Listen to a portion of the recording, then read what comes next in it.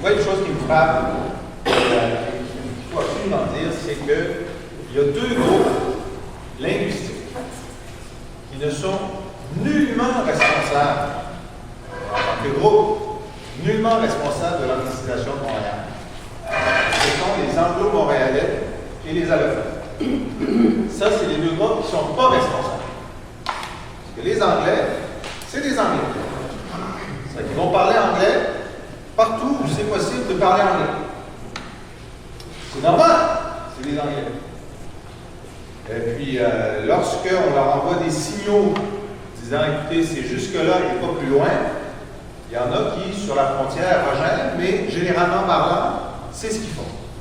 Et d'ailleurs, les Anglo-Montréalais qui sont avec nous maintenant ont cette particularité qu'ils ne sont pas partis dans les années 70, ils ne sont pas partis en 76, ils ne sont pas partis en 80, ils ne sont pas partis en 95. Parce qu'il y en avait qui partaient à chacune de ces étapes. Donc, c'est ceux qui ont pris le parti de dire, ben, nous, finalement, malgré les séparatistes, malgré leur obsession du français, on aime ça, Montréal, puis on aime ça, Québec. D'ailleurs, il y a une étude récente qui est faite par Léger qui montre que quand on demande aux gens les identités multiples, on est Montréalais, Québécois, certains sont Canadiens, quand on demande aux Anglo-Québécois, est-ce que vous êtes Canadien? Est-ce que vous vous sentez Québécois? Ils disent oui, majoritairement.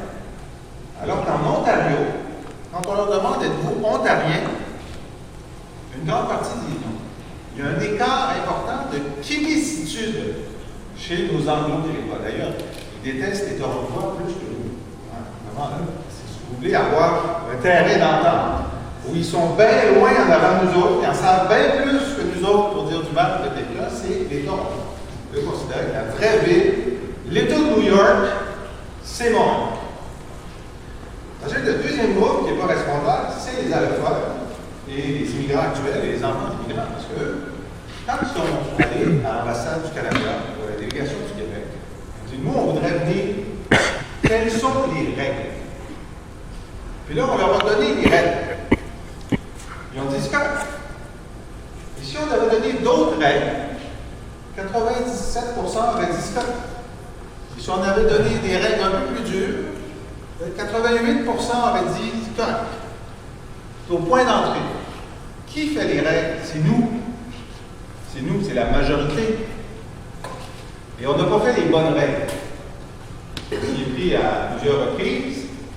Et d'après moi, évidemment, les libéraux, le mieux qu'ils ont fait, quand ils étaient au pouvoir, c'est de ne pas complètement démolir ce qu'on avait fait. Pas complètement. Pas complètement. Pas complètement. Puis le PQ, ben, on en a fait beaucoup. On partait de loin. Mais on n'a pas fait assez. Rétrospectivement, moi je suis très critique. On a été imprudents. Évidemment, à chaque fois qu'on fait quelque chose, on se fait traiter de nazi. À chaque fois qu'on veut défendre le français, on dit ah, vous êtes des fascistes. Bon, ben maintenant on le sait. Quoi qu'on fera pour défendre le français, on va être traité de fasciste. Une fois qu'on a accepté ça, pourquoi se retenir? En un sens. On dit les chiens Jacques. La pire chose que la caravane peut faire, c'est de ne pas passer. OK? Jacques, tu passes. Alors moi, ça me fait dire que quels sont les facteurs principaux dans l'anglicisation de Montréal? Le premier facteur, c'est la composition linguistique de l'immigration au point d'entrée. C'est le premier. Dans le temps du PQ, il y avait 30, 40 000 immigrants qui arrivaient par année. Les libéraux ont monté ça à 50, 55 000. Combien parmi eux connaissent le français? À combien parmi eux dit-on, au point d'entrée, au consulat, à l'éducation, vous voulez venir chez nous? C'est très bien, vous êtes honoré. Est-ce que vous connaissez le français et pouvez-vous le prouver? Alors, selon le gouvernement libéral, 50% ou un peu plus ont une connaissance du français. Le dictateur général, dans dernier, s'est dit ah, c'est bien ça, 50%. Mais déjà, ça dit comment ça se fait que 50% qui viennent n'ont pas de connaissance du français. C'est quand même extraordinaire. Dans un pays minoritaire francophone, on dit ah, 50, c'est pas un référendum, là. Okay? Si on peut garder 80% de francophones au Québec, il faut qu'au moins 80% des immigrants connaissent le français. Ça, c'est notre première idée. Il n'est pas bonne.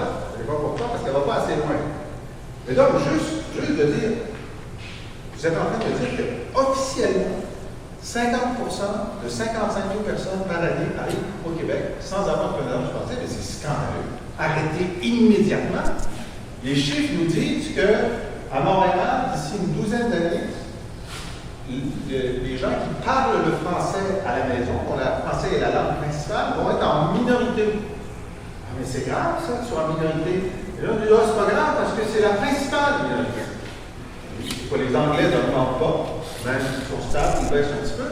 C'est ceux qui parlent un très grand nombre d'autres langues à la maison, l'arabe, le pakistanais, le chinois, etc.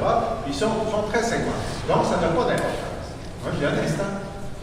L'importance que ça a, c'est celui-ci. Vous connaissez les francophones. Vous devez en connaître des francophones qui pensent que la loi 101, c'est pas une bonne idée. Ça veut dire que les francophones ne sont pas 100% pour la défense du français. Alors, si, dans un groupe, les francophones ne sont plus que la moitié, il est certain qu'il n'y a plus 50% du groupe en faveur de la défense du français. La première victime de la minorisation des francophones sur l'île de Montréal, c'est que la volonté politique de défendre du français a perdu sa majorité.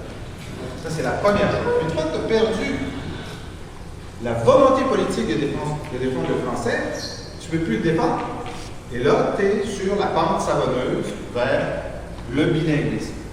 C'est ça qui est grave. Alors moi, je pense que, je le dis au PQ depuis 20 ans, il faut, le Parti québécois ait le cran de dire que le maintien sur l'île de Montréal d'une nette majorité de francophones est un objectif national légitime.